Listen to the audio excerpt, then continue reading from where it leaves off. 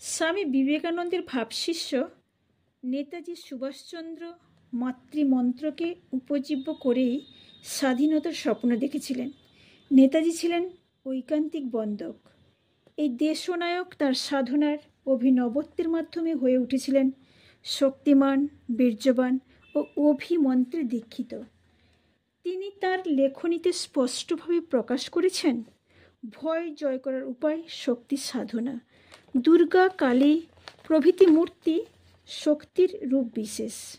শক্তির যে কোনো রূপ মনে মনে কল্পনা করিয়া তাহার নিকট শক্তি প্রার্থনা করিলে এবং তাহার চরণে মনের দুর্বলতা ও মলিনতা বলিরূপে প্রদান করিলে মানুষ শক্তি লাভ করিতে পারে।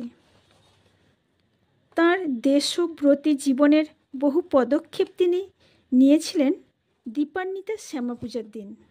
তাছাড়া এই কালী পুজোর পুণ্য দিনেই সিঙ্গাপুরে সর্বাধিনায়ক সুভাষচন্দ্র আজাদ হিন্দ ফৌজের প্রতিষ্ঠা করেছিলেন। সালটি ছিল 21শে অক্টোবর 1943। সিঙ্গাপুরে অবস্থানকালীন নেতাজি গভীর রাত্রিতে সামরিক পোশাকে গাড়ি চালিয়ে প্রায়ই উপস্থিত হতেন স্থানীয় রামকৃষ্ণ মিশনে।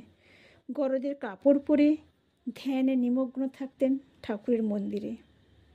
স্বামী বিবেকানন্দের নাচুক তাহাতে শ্যামা এই কবিতাটি সুভাষচন্দ্রের কাছে ছিল প্রভূত প্রেরণার উৎস। এই কবিতার শেষ 4 ছত্র প্রায়ই তিনি আবৃত্তি করতেন। জাগো বীর, ঘুঁচায়ে স্বপন, শিয়রে সমন, ভয় কি তোমার সাজে? পূজা তার সংগ্রাম অপার, সদা পরকায় তাহা না ডরাক তোমা। চূর্ণ হোক স্বার্থ, সাত মান, হৃদয় শ্মশান, নাচুক তাহাতে শ্যামা। নমস্কার।